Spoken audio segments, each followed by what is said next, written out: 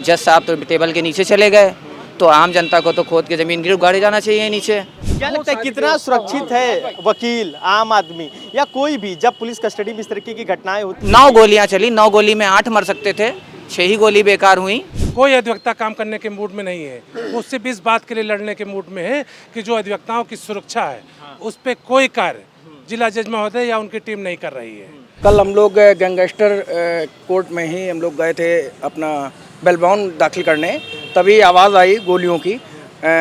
वहाँ से सिपाही भी भागे और अधिवक्ता लोग भी भागे, तो जाकर देखा कि जो आए थे पेशी पे, जिनका नाम जीवा बताया जा रहा है, उनकी हत्या हो चुकी थी मौके पर। दिन भर जो गैंगस्टर की बात आप कर रहे हैं, ये वही बड़े लोग हैं जो यहाँ दिन भर घूम के अपने लोगों से मिलते हैं, मीटिंगें करते हैं, बातचीत करते हैं, खाते हैं, पीते हैं और पुलिस को मोटी रकम देते हैं। पुलिस का ध्यान सिर्फ उस मोटी रकम पर रहती है, पुलिस का ध्यान कभी सुरक्षा पर नहीं रहती। कोर्ट के अंदर संजीव जीवा महेश्वरी जो कि गैंगस्टर है, उसको गोलियों से भून दिया जाता है। ज़रा सा आप कल्पना कीजिए, कोर्ट के अंदर जहाँ पे पुलिस है, वकीलों की सैकड़ों की संख्या में भीड़ है और जज भी मौजूद है। इससे पहले पुलिस कस्टडी में माफिया अतीक अहमद और उसके भाई अशरफ को मारा था। अब उसके बाद ये इस तरीके की लगातार जो हत्याएं हो रही हैं कोर्ट के अंदर, पुलिस कस्टडी में और जेलों के अंदर, ऐसे में अब सुरक्षा व्यवस्था को लेकर पुलिस पर आम आदमी का कितना विश्वास बचा है और कानून व्यवस्था को लेकर क्या कुछ सवालिया निशान खड़े हो रहे हैं। और सबसे बड़ी बात, कोर्ट परिसर में कल जिस तरीके की घटना हुई है, इसके बाद सैकड़ों की संख्या में रोज यहाँ पर जो वकील आते हैं, उनकी अपनी सुरक्षा कितनी है? मेटल डिटेक्टर यहाँ पे अक्सर नहीं चलते हैं, उसके लिए जिम्मेदार कौन है? कल को अगर कोई और भी घटना बड़ी होती है तो उसके लिए कौन जिम्मेदार होगा? इन तमाम सवालों के जवाब के लिए हम यही उसी जगह पर मौजूद है जहाँ पर कल हत्या हुई थी। तमाम हमारे साथ वकील हैं, बात कर लेते हैं। कल जिस तरीके की घटना हुई, सैकड़ों वकीलों के बीच में एक जो विचाराधीन जो मुलजिम था, उसके ऊपर जिस तरीके से ताबड़तोड़ गोलियां चला दी गई, लगता नहीं है कि एकदम कानून व्यवस्था के नाम की कोई चीज़ बची है? बिल्कुल ठीक बात है। कल जिस तरह से दो गुटों के बीच, दो गैंगस्टर मतलब गुटों के बीच जो है सरेआम कोर्ट कॉरिडोर में जो है गैंगस्टर जीवा की हत्या की गई, ये बहुत ही निंदनीय है, लॉ एंड ऑर्डर पे चैलेंज है। और सबसे पहले हम मतलब जो है अधिवक्ताओं की सुरक्षा मतलब व्यवस्था जो है उसको सुनिश्चित कराना चाहते हैं। कोई अधिवक्ता काम करने के मूड में नहीं है, वो सिर्फ इस बात के लिए लड़ने के मूड में है कि जो अधिवक्ताओं की सुरक्षा है उस पर कोई कार्य जिला जज महोदय या उनकी टीम नहीं कर रही है। गेट नंबर 7 हाई कोर्ट का, चाहे वो पुराने हाई कोर्ट का, चाहे गेट नंबर 8, फ्रीलांसर, गैंगस्टर्स या कोई आदमी हो, कोई मेटल मतलब डिटेक्टर की व्यवस्था नहीं, ना कोई देखने वाला, जो चाहता है अंदर जाता है, एंटर एग्जिट कोई पूछने वाला नहीं। डिस्ट्रिक्ट कोर्ट से कुछ गेट्स पे मेटल डिटेक्टर है लेकिन उसकी प्रॉपर मॉनिटरिंग नहीं हो रही। तो सबसे पहले हमारा डिस्ट्रिक्ट जज से कहना है कि वो चीफ जस्टिस से मतलब जो है रिक्वेस्ट करके बात करें, सीनियर जज से बात करें, ठीक है ना। और ये जो सिविल पुलिस को यहाँ की सुरक्षा व्यवस्था दी गई है, इसको तत्काल प्रभाव से हटाते हुए CISF या CRPF को दी जानी चाहिए। ये खड़ा होता है कि जो अपराधी आया, हत्यारा आया, वो पुलिस की जो वकील की भेष में आया। इससे पहले जब अतीक को मारा था तो पत्रकार की भेष में आया था। तो ये जो प्रोफेशंस हैं जो सीधे जनता से जुड़े हुए हैं, इसको जो अपराधी जो धारण कर रहे हैं, ये किस तरीके से, क्या ये अपराध करने की नई टेक्निक है? ये अपराध करने की नई मतलब प्रैक्टिस है, टेक्निक है, चूँकि जिस तरह से मूवीज़ में या इधर उधर लोगों को देखकर जो माइंडसेट बनता है, और चूँकि डिस्ट्रिक्ट कोर्ट बहुत बड़ा मंच है, यहाँ पे कोई गेट पास की व्यवस्था नहीं, जो चाहे वो इंटर एग्जिट कर सकता है, सिर्फ उसको काली कोट पहनना होता है। बैंड इनरेलेवेंट है, काली कोट पहन लिया बाई मीन, अगर मान लीजिए जहाँ पे मेटल डिटेक्टर्स काम भी कर रहे हैं, अगर कोई प्रोटेस्ट करता है तो तुरंत वो ऑब्जेक्शन पोजीशन में आ जाते हैं। जिस तरीके से हत्याएं हो रही हैं, अतीक की हुई, अशरफ की हुई, फिर जो है कल महेश्वरी की हुई, तो क्या ये तो पूरा फिल्मी अंदाज है? बिल्कुल हाँ, बिल्कुल ठीक बात है। मेरा नाम अंकित पोरवाल है, मैं अधिवक्ता हूँ, यहाँ पे प्रैक्टिस करता हूँ। और कल हम लोग गैंगस्टर कोर्ट में ही हम लोग गए थे अपना बेल बाउंड दाखिल करने, तभी आवाज़ आई गोलियों की। वहाँ से सिपाही भी भागे और अधिवक्ता लोग भी भागे, तो जाकर देखा कि जो आए थे पेशी पे, जिनका नाम जीवा बताया जा रहा है, उनकी हत्या हो चुकी थी मौके पर। वो वहाँ पे पड़े हुए थे और बताया जा रहा है कि एक बच्ची को भी गोली लगी है, जो इस समय लखनऊ के ट्रामा सेंटर में भर्ती कराया गया है उसको, ICU में, जो उसकी जान से वो खेल रही है अपनी। लगता है कि अब अधिवक्ताओं की जो पहचान है या जो एक्चुअल में अधिवक्ता हैं, उनके लिए अलग कोई आइडेंटिफाई होना चाहिए, उनके लिए आई कार्ड वगैरह की व्यवस्था हो? किसी भी प्रोफेशन में आने के साथ ही आपको एक ऐसी ID दी जाती है जिसके माध्यम से आप पहचाने जाते हैं। माननीय कोर्ट में, माननीय न्यायालय में प्रवेश करते समय यदि उस ID को प्रॉपर्ली चेक किया जाए तो इस प्रकार की घटनाओं को रोका जा सकता है।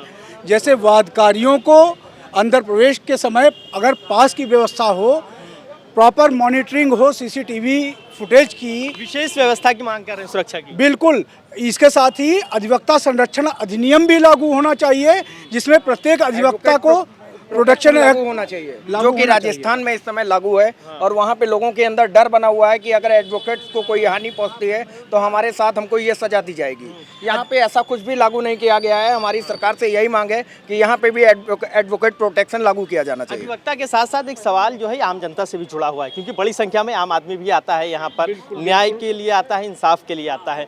उत्तर प्रदेश में कहा यह जाता है कि योगी सरकार में अपराधी या तो प्रदेश छोड़ गए हैं या जेलों में, मगर उसके बाद भी इस तरीके की हत्या होती है, तो ये चैलेंज नहीं है सरकार के लिए? देखिए, ऐसा है, सरकार के लिए चैलेंज है, कानून व्यवस्था के लिए भी चैलेंज है, लेकिन जिस प्रकार से अपराधियों की और जितने भी अपराधी हैं, न्यायालय से लेके और हर जगह इनके बीच मारा जा रहा है या मारे जा रहे हैं। एक गैंग वार भी है इनके आपस में भी, चाहे वो पैसे को लेकर, चाहे जिस तरीके से। रही बात इनकी वेश धारण करने का, तो कभी वो पत्रकार के वेश में आ जाते हैं, कभी वकील के वेश है।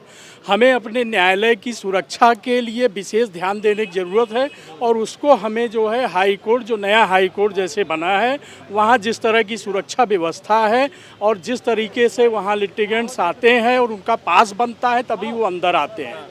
क्या लगता है कितना सुरक्षित है वकील, आम आदमी या कोई भी, जब पुलिस कस्टडी में इस तरीके की घटनाएं होती हैं तो फिर एक सोच क्या होती है, क्या कि जो सुरक्षा को लेकर अपनी? इसके सिर्फ 2 एग्जाम्पल से आप समझ जाएंगे सुरक्षा व्यवस्था और प्रशासन के हालात। अभी 53 दिन नहीं बीते हैं, है ना। अतीक अहमद की हत्या हुई, उस दिन 2 हत्याएं हुई उसके साथ में ही। उसके बाद अभी आज देख लीजिए आप, तो कानून व्यवस्था तो धरातल पे है बिल्कुल, और सुरक्षा व्यवस्था के नाम पर तो क्या ही है। और आप पुलिस प्रशासन की अगर बात करें तो यहाँ से लगा करके और केंद्र बिंदु तक, जैसा कि आप जान रहे होंगे, भली भांति परिचित होंगे इस समय पहलवानों के मामले से, है ना, उसमें क्या चल रहा है। आप देखिए, पहलवानों के मामले में ब्रजभूषण सिंह को गिरफ्तार किया गया, नहीं किया गया। उसके बाद आप हत्या देख लीजिए, किस तरह से हत्याएं हो रही हैं। क्या अगर यही होने लगा तो वकीलों का तो सब बेकार ही है। जज साहब तो टेबल के नीचे चले गए, तो आम जनता को तो खोद के ज़मीन गिर उगाड़े जाना चाहिए नीचे, कोई मतलब ही नहीं है। यहाँ पे बड़ा अलग है, लश्कर भी हमारा है, दरबार हमारा है, तुम झूठ को सच लिख दो अखबार हमारा है। ये सब सिस्टम भैया बड़ा गड़बड़ है, इस समय कुछ कहा नहीं जा सकता जो है, और कह दो तो तुरंत पाकिस्तानी हो, जेल जाओ, जो है बड़ा गड़बड़। लेकिन हम सत्यम त्रिपाठी, हम हिंदू हैं, बता दें हमारे पर हिंदू मुस्लिम नहीं लागू हो पाएगा, क्योंकि हम हिंदू हैं, चूटिया उटिया सब। देखिए, आप अधिवक्ता हैं, सच बोलने की जिम्मेदारी भी आपके ऊपर है और कानून के और समाज की रक्षा की भी। अब इससे ज़्यादा सच क्या बोल दें।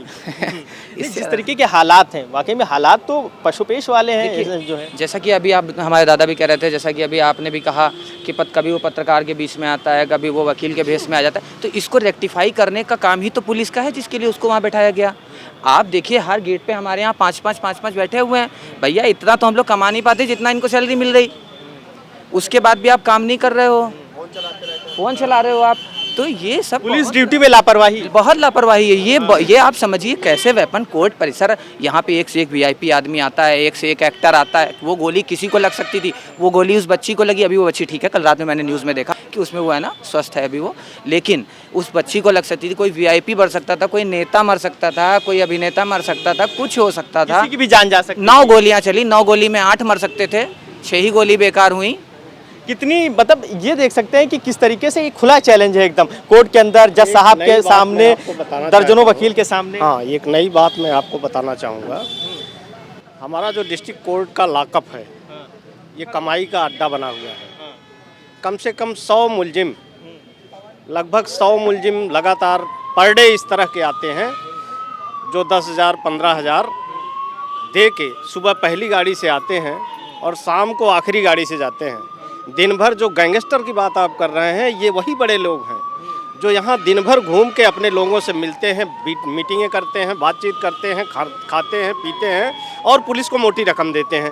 पुलिस का ध्यान सिर्फ उस मोटी रकम पर रहती है, पुलिस का ध्यान कभी सुरक्षा पर नहीं रहती, कभी भी सुरक्षा पर ध्यान ही नहीं रहता। पुलिस की नाक के नीचे गैंगस्टर एक दूसरे से मीटिंग कर रहे हैं खुलेआम लॉकअप में। आप चलिए देखिए, जहाँ तहाँ अपराधी बैठे हुए हैं, अपने लोगों से मिल रहे हैं, अपने लोगों से बात कर रहे हैं और सुबह पहली गाड़ी से आते हैं, शाम को आखिरी गाड़ी से आते हैं। पुलिस कमिश्नर महोदय से, जेलर महोदय से, डीजे महोदय से मैं अनुरोध करूँगा, इसकी जाँच करा के कम से कम एक व्यवस्था बनावे कि जो व्यक्ति लॉकअप से निकले वो सीधे कोर्ट जाए और कोर्ट से वापस लॉकअप में आवे। ये तो एक बहुत बड़ी बात आपने बताई जिस तरीके से, क्योंकि कल को और भी कोई बड़ी घटना हो सकती है और अगर इस पर लगाम नहीं बता, मैं अपने मुंह से ये बात कहना ठीक नहीं है कि ये कितने का लॉकअप है हमारा, लेकिन पर डे कितने का है ये अंदाजा आप लगा सकते हैं कि यहाँ 10 से 15,000 25,000 तक एक व्यक्ति से एक दिन की वसूली होती है दिन भर टहलाने के लिए। और ऐसे में नाकाम पुलिस हमारी इसीलिए होती है कि वो दिन भर पैसा ढूंढती है, उसको अपनी ड्यूटी से कोई मतलब नहीं रहता, बस पैसा ढूंढ रही है, सिर्फ पैसा ढूंढती है। न्यायालय में आने के बाद सिर्फ पैसा ढूंढती है, ड्यूटी से कोई मतलब नहीं है। ये मैं नई बात आपको बता दे रहा हूँ। एक्चुअली में ये वो बातें हैं जो आप लोग रोज फेस करते हैं, जो देखते हैं, मतलब ये वही बात देखते हैं, रोज देखते हैं। यही अपराधी, इसको मैंने मंडे को देखा था, यही अपराधी जो कल मारा है ये मंडे को लॉकअप के सामने घूम रहा था। लगता है अगर पुलिस सतर्क होती तो सीट पर बैठा था, पुलिस अगर सतर्क होती तो घटना ना होती, कतई न होती। पुलिस 2-2 कांस्टेबल एक व्यक्ति के साथ लगाए जाते हैं, वो सुबह से शाम तक एक व्यक्ति को ढोते हैं, बदले में उनको 15 से 20,000 25,000 30,000 जो भी उनका सेट हो जाए, जो भी ऑफर मिलता है, जो ऑफर मिल जाए वो रकम लेके उसी को, और उसमें बाकायदा वसूली करने वालों की एक तो चौकी पर एक सिपाही की लागत परमानेंट यही ड्यूटी है कि वो चौकी का हिस्सा वसूले, अपराधियों से वसूली करें। हाँ, एक सिपाही तो खाली चौकी का वसूली करता है उन अपराधियों से। साफ तौर पे ये तमाम वो अधिवक्ता हैं जिनसे बात किया, स्पष्ट कहना है कि उत्तर प्रदेश में जो कानून व्यवस्था है वो राम भरोसे है। जिस तरीके से पुलिस कस्टडी में, जिस तरीके से जो कोर्ट परिसर में जज के सामने, दर्जनों वकीलों के सामने किसी को भी गोलियों से भून दिया जाता है, इससे पता चलता है कि उत्तर प्रदेश में कानून व्यवस्था की स्थिति क्या है। और जो कानून व्यवस्था के दावे किए जा रहे हैं उसकी भी पोल खुलती हुई नजर आ रही है। अब ये अधिवक्ता प्रोटेक्शन एक्ट की मांग कर रहे हैं। देखने वाली बात काफ़ी अहम है कि आगे इस मामले को लेकर सरकार क्या कुछ इनके सामने अपना पक्ष रखती है और किस तरीके से अधिवक्ता प्रोटेक्शन एक्ट लागू होता है या नहीं लागू होता है, ये तो वक्त बताएगा। वीडियो जर्नलिस्ट मेराज खान के साथ फरीदुल हसन, #भारत न्यूज़ लखनऊ।